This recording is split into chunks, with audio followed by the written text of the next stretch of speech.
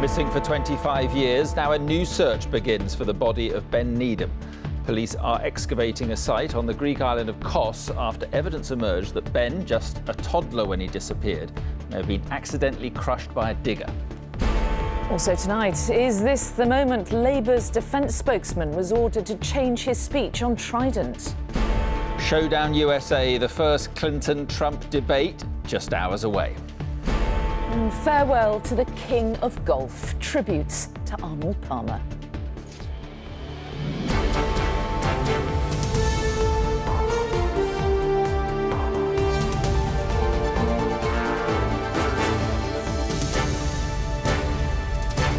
This is the ITV Evening News with Mark Austin and Mary Nightingale. Good evening. The mother of Ben Needham is preparing for the worst tonight as specialist teams start digging at a new location for his body.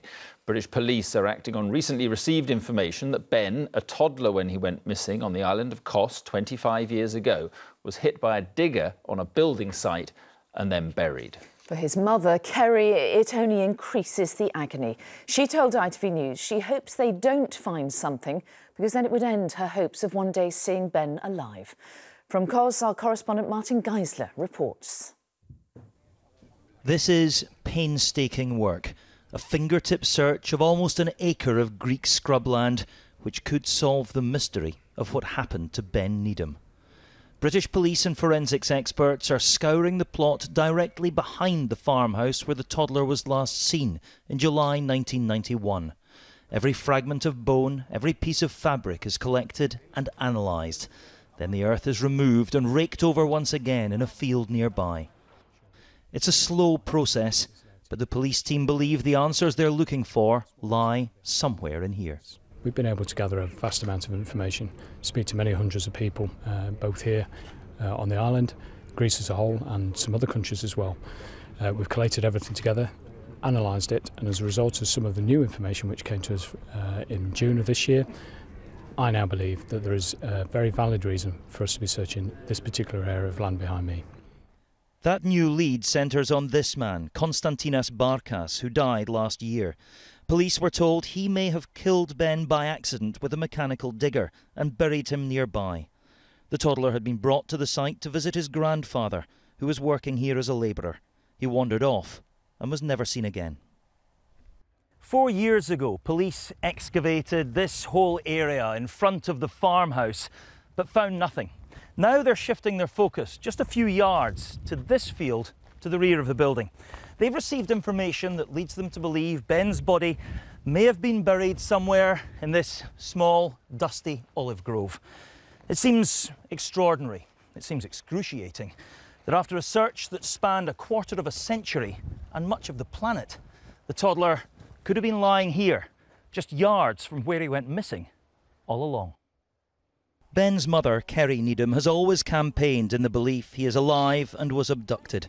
After a 25-year search, she faces agonising days ahead. Earlier this month, she told us police have warned her to prepare for the worst. I hope, I want it. I'm, begging, praying that it's not true. Of course I am. While ever the police are doing their work, I'll be sat there thinking every day, please don't find something, please don't find something, please, I hope they don't. If this olive grove does hold the key to the Ben Needham mystery, it'll unlock a grief that has been building inside his mother for 25 long, lonely years. Well, the first day's work here is now complete, but the excavation process could take almost a fortnight in all. It's been complicated, not least by the fact that these fields have been farmed for centuries. The police were finding animal bones here all day, and each one of those has to be picked up, analysed, identified, and then ruled out. If they do find human remains, they will be sent back to Britain for DNA testing, so that process as well could take several days. It is a grim, sombre business, this, for the police team, but agony for Kerry Needham, Ben's mum. She's not here, but she's being kept closely informed of progress by the detective in charge of the investigation. All right, Martin, thank you very much indeed. Here, extraordinary scenes from the Labour Party conference in Liverpool. The Shadow Defence Secretary, Clive Lewis, was left furious after his speech on Trident was changed just moments before he stood up to deliver it. The alterations were apparently made by Jeremy Corbyn's spin doctor, as our deputy political editor Chris Shipp reports from Liverpool. To understand this story properly, you need to know that Labour's official policy on Trident is to support the renewal of Britain's nuclear deterrent.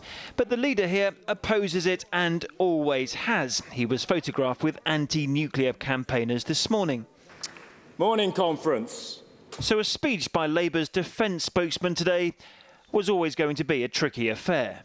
As you know, I am sceptical about Trident renewal, as are many here in this room today. But I am clear that our party has a policy for Trident renewal. Clive Lewis had then planned to say that he thought Labour should stick to its policy and the new Trident submarines should be built. But Jeremy Corbyn saw the speech and immediately ordered the autocue should be changed. An ITV camera filmed these pictures of Mr Lewis moments before he stood up, looking agitated. Labour sources tell us Jeremy Corbyn's head of strategy went into the autocue room, deleted the passage he didn't like and left a message for Mr Lewis telling him his speech had been reworked. Whatever it was he was reading on his mobile phone, Mr Lewis didn't seem happy about it. Labour MPs here who support Trident, including the member for the constituency where the new submarines will be built, said Mr Corbyn needs to let this issue go. This is all completely futile because this issue is settled. We had the vote, Labour policy is clear, the work is happening, and I mean, frankly, everyone from the leader downwards should move on and not reopen what is such a divisive issue for everyone in the party. Clive Lewis apparently went backstage and used lots of colourful language. Not for the first time, defence of the realm has caused divisions between the Labour leader and his MPs. So, Chris, has this somewhat overshadowed the speech today by Labour's Shadow Chancellor on the economy? Yes, Mary, there were some policy announcements which were overshadowed by all this today, and I think for Labour that's not helpful as they try to move on from the leadership election of the summer and slowly but slowly present themselves as a party of government. Now, some of those policies included a ban on fracking, a pledge to be more interventionist on the economy and prioritise workers over bosses, also a commitment to a minimum wage of more than £10. Now, some of that might be very popular with voters, and as if to signal how much this party has changed, this was how the Shadow Chancellor John McDonnell ended his speech today. In this party, you no longer have to whisper its name. It's called socialism. Solidarity. So we could be talking about the economy, and instead lots of people around here tonight are talking about reports that the defence spokesman left the stage through his phone and even punched a wall. It's not very helpful. Chris Shipp in Liverpool, thank you. A video of the moment a roller coaster crashed, leaving 5 people with life-changing injuries, has been released for the first time. It shows one of the Smiler Rides cars, packed with people, hitting an empty one at Alton Towers in June last year. A court heard today the impact was similar to that of a 90-mile-an-hour car crash. Merlin Attractions, which operates the site, is facing a fine which could top £10 million, as Ben Chapman reports. It was supposed to be the start of a few minutes of fun that within a few seconds would end in horror, when, entering from the right of the screen, the carriage full of riders hits a stationary one with the same force as a family car travelling at 90 miles an hour. The lasting impact on Leah Washington, who was sitting in the front row, remains visibly obvious 15 months on. Both she and Vicky Balch suffered leg amputations and came to court to hear the reasons why. The ride's CCTV shows an empty test carriage being sent out onto the track, but the court was told that because of the wind, which was stronger than recommended for the ride to be safe, it failed to climb one of the slopes, rolling back into a valley. The next car, full of riders, was stopped after that triggered a computerised alarm. An engineer went out onto the track but failed to spot the stranded car. Thinking it was a false alarm, the staff manually overrode it, restarting the ride and allowing the 2 cars to collide. Chanda Chauhan was among the victims who saw those pictures for the first time today. It was painful, but we needed to see it. I felt I needed to see it. It's just all small parts of closure for us. We needed to see it. And I feel like I need to see more, just to sort of answer questions that I haven't answered myself. Amateur video from the day captured the sound and horror of the crash. But the court was told it could have been prevented if engineers had had a proper safety procedure to follow. Instead, they were given targets and bonuses for reducing the time the rides were out of action. In court, the company apologised and said it's made a number of changes. But when the victims return tomorrow, the company is expected to receive a fine running into millions. Ben Chapman, ITV News, Stafford Crown Court. ITV News has a disturbing account tonight of the battle for survival in the bombarded Syrian city of Aleppo. A doctor tells us how injured patients are abandoning hospitals fearing they'll be hit. She also claims chlorine gas is being used against civilians. Only God can help us now, she says. And a warning, there are distressing images from the very start of this report from Emma Murphy. It's through the eyes of those who understand the least that we can perhaps come to understand more about Aleppo's horrors. After a weekend unrivalled in its ferocity, even by Syria's standards, it is once again the children who suffer the most. Half of those killed or maimed in the past few days were under 16. Hundreds of them among the nearly 300 dead. Doctors say there have been so many attacks on hospitals that patients who can are abandoning treatment and fleeing for their lives. It's very bad, you can't imagine. Since 1 hour there's a very close attack to our hospital. There's a chlorine gas and we all are hiding inside the inner rooms. Most of the patients, they run out of the hospital. They can't stay in this hell. This is what critical care looks like after a weekend of attacks. Corridors full of those dangerously close to death. The floors stained with their blood as exhausted doctors fear for where they will sleep when they get the chance of rest. We sleep away of the windows because we are afraid of the fragments, of glass fragments or fragments from walls and stones. So we stay at the bathroom because maybe it's safer. The attacks from the air have been branded war crimes by Western powers and blamed on Russian and regime forces. The Russians say such words are unacceptable rhetoric and insist their actions to drive out terrorists are mindful of civilians. Few on the ground in eastern Aleppo would agree. It's hell. You can't imagine. Aleppo is very hell. Real hell. You can't. No one can help us. Just God can help us. Indeed, there is no sign of imminent help. Aleppo and its people have words from the outside world, but few deeds to help them. Emma Murphy, ITV News. Well, our international affairs editor, Raghi Omar, is here. So, Raghi, the war of words also hotting up between Russia on the one hand, Britain and the US on the other hand. Is the diplomatic breakdown now complete, do you think? I think we'd have to say it almost certainly is. We saw over the weekend, I mean, the British ambassador walking out in the middle of a UN meeting as the Syrian ambassador got up to speak, saying he does not represent all the people of Syria. We've got the American ambassador accusing the Russians of barbarism. It's hard to see. And yet these are the people, everyone agrees there is no military solution to Syria's war.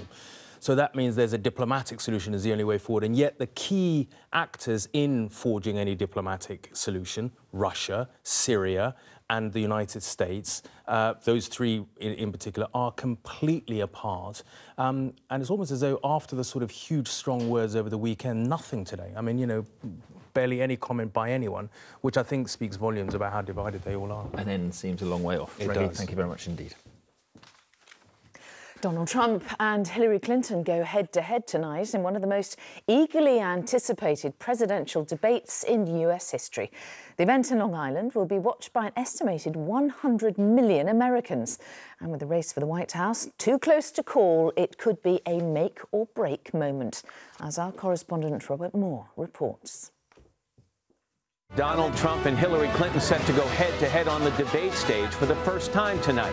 It's being billed as the most significant, perhaps the most dramatic 90 minutes in the colourful history of presidential campaigns.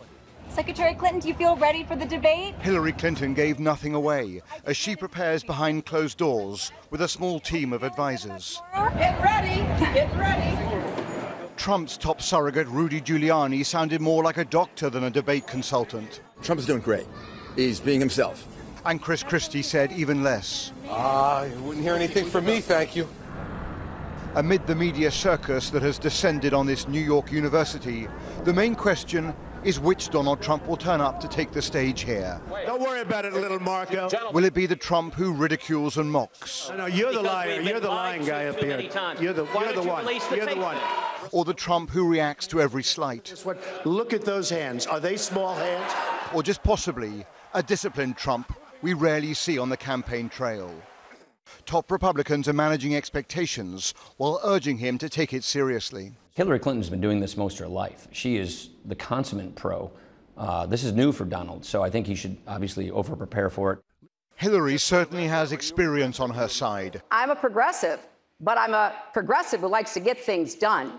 She's taken part in nearly 30 TV debates over the years, and her top ally hopes Trump will be brutally exposed by tonight's format. You get 90 minutes to look at people and really see whether there's depth, whether there's substance, and whether there's candor and truthfulness in what they say.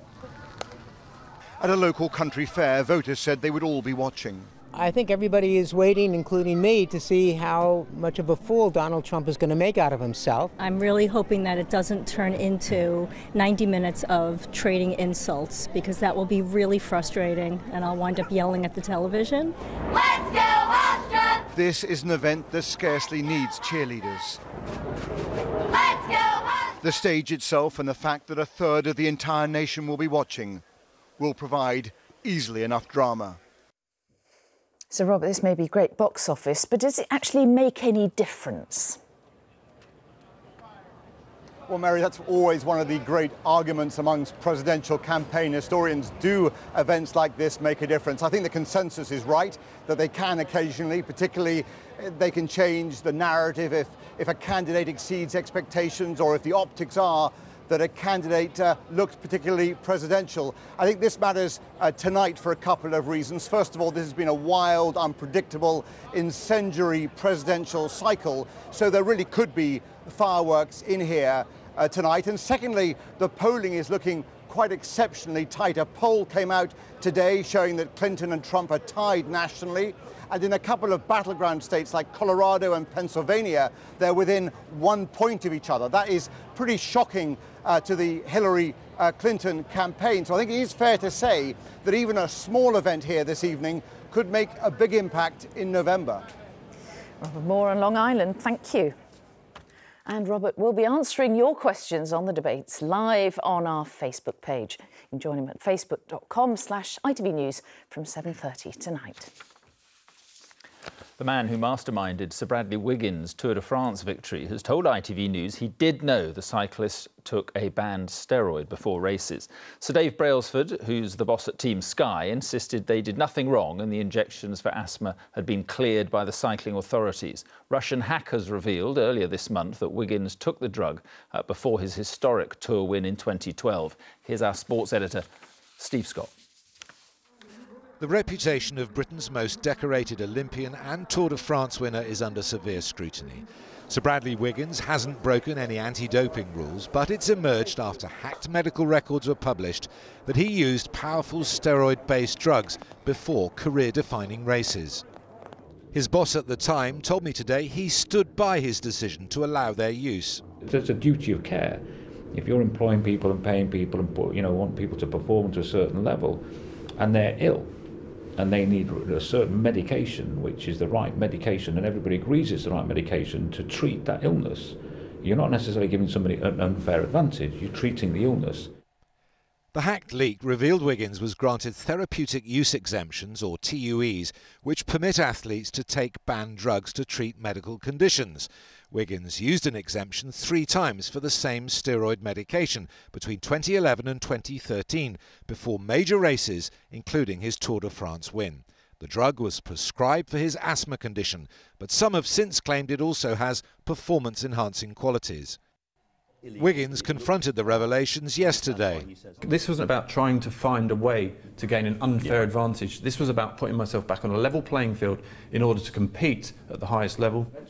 Brailsford denies pushing at the boundaries of what is legitimate. Team Sky often repeats this zero tolerance policy, not just in doping, of course, but ethically too. Yeah. And here, your top rider is taking a medication, which is a steroid medication, which many people believe has performance-enhancing qualities before a big race. It doesn't look good. If there's a medical need for something, it is different from abusing something and trying to get a performance enhancement. And I think athletes have the right to have a medical need addressed. But then we have to have checks and balances to make sure that the system's not being abused. And what we have in the past, if people have abused it. Brailsford is now reviewing his team's transparency on exemptions. Many will inevitably question whether that would have been the case if Bradley Wiggins' records had not made it into the public domain. Steve Scott, ITV News, Manchester. A manufacturer of ejector seats will be prosecuted over the death of a Red Arrows pilot in 2011. Flight Lieutenant Sean Cunningham died after the parachute on his ejector seat activated during a pre-flight check while on the ground at RAF Scampton.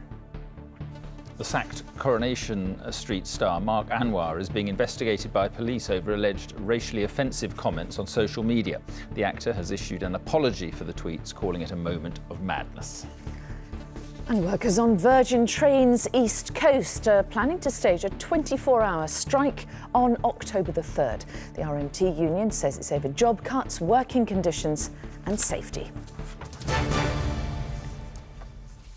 Finally tonight, tributes to Arnold Palmer, the man who helped turn golf from a country club sport into the billion-dollar industry it is today. Palmer's famous swing and fearless attitude won him 7 major titles and legions of fans across the world. He was one of the first sports stars of the television era, and he went on to earn millions.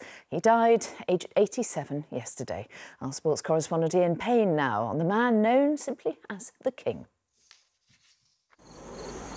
Arnold Palmer transformed golf. His swashbuckling style, good looks and immense power brought the game to an audience far wider than it had ever seen before. They were called Arnie's Army. He was a pioneer in so many ways, but above all, it was the game itself and its future he cherished most. I always say one thing, that if I can teach a young man coming along to leave the game better when they leave than they found it when they arrived, then I've been successful.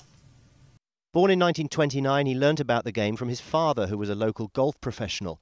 He won 7 majors, including the Open Championship twice and the Masters 4 times. He also made golfers very rich. For me, that has to be a Cadillac. The first sportsman to have a proper agent, he earned thousands from endorsements. He raised prize money, so Rory McIlroy last night won over £7.5 million for winning just one tournament. If it wasn't for Arnold Palmer, we wouldn't be playing for these obscene amounts of money we play for every week. I wouldn't be standing here having achieved or having amassed the success and money or whatever you want to call it. He was friends with presidents from Eisenhower to Obama, but he was far more at home with ordinary people and anyone who played golf. He loved the drinks in the clubhouse afterwards, and he enjoyed the conversation, and he enjoyed stories and jokes and pranks. He was a mixture of all sorts. You know, if you had a daughter, you wouldn't mind her bringing Arnold home. He was, as a young man, he showed promise. There have been many great golfers, but few, if any, have had as much influence on the game or sport as Arnold Palmer. The legendary Arnold Palmer, who's died at the age of 87. That's it for now. Julie Etchingham will be here at 10. From all of us here, bye-bye.